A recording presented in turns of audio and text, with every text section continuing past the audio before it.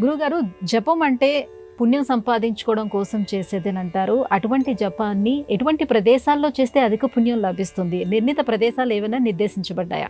జపం అంటే మౌనంగా ఉండడం అని అర్థం. నిజానికి జకారో జన్మ విచ్ఛేద పకారో పాపనాశక జన్మ పాప వినాశిత్వాత్ జప ఇత్యభిధీయతే.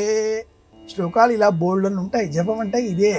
జపమాల పుచ్చుకొని ఓ నమో నారాయణాయ, ఓ నమ శివాయ ఇలా జపం చేస్తూ ఉంటే ఇది కూడా జపమే. కానీ జపం అంటే మౌనంగా ఉండడం, మనల్ని మనం పరిశీలించుకోవడం, ఏదో ఒక దైవనామాన్ని మనసులో స్మరిస్తూ ఉండడం, ఇది జపం అంటే.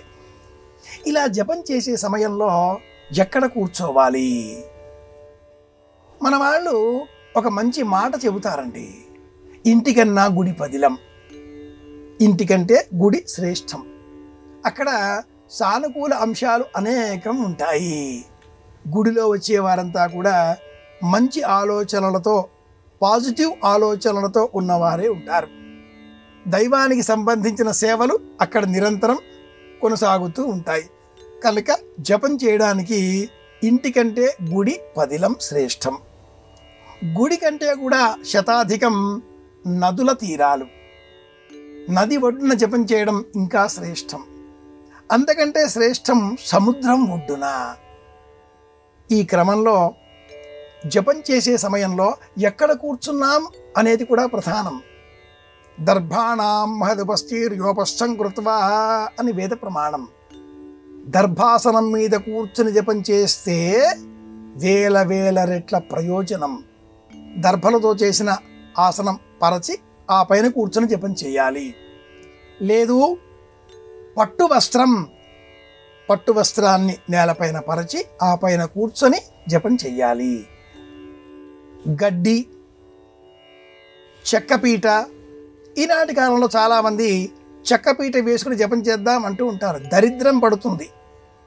గడ్డి, చెక్కపీట, మట్టి, రాతి బండలు, ఏదో అని కాటన్ నూలు వస్త్రం, ఊరికే కూర్చోకూడదు కదా అని ఒక విస్తరాకు కూడా వేసుకుని కొందరు కూర్చుంటూ ఉంటారు. ఒక పేపర్ వేసుకుంటూ ఉంటారు, ఒక బిస్తరి వేసుకుంటూ ఉంటారు, ఒక ప్లాస్టిక్ కవర్ వేసుకుంటూ ఉంటారు.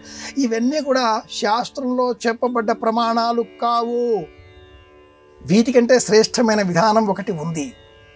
అది ఎడమకాలి పైన నిలుచొని కుడికాలును ఎడమకాలి మడమ వద్ద నొక్కి పెట్టి నిలుచొని జపం చేయాలి. ఇలా పడమర వైపు తిరిగి జపం చేస్తే ఆ జపంలో ఒక్కసారి మంత్రం చెప్పినా 1000 సార్లు చెప్పిన పుణ్యఫలం మనకు లభిస్తుంది.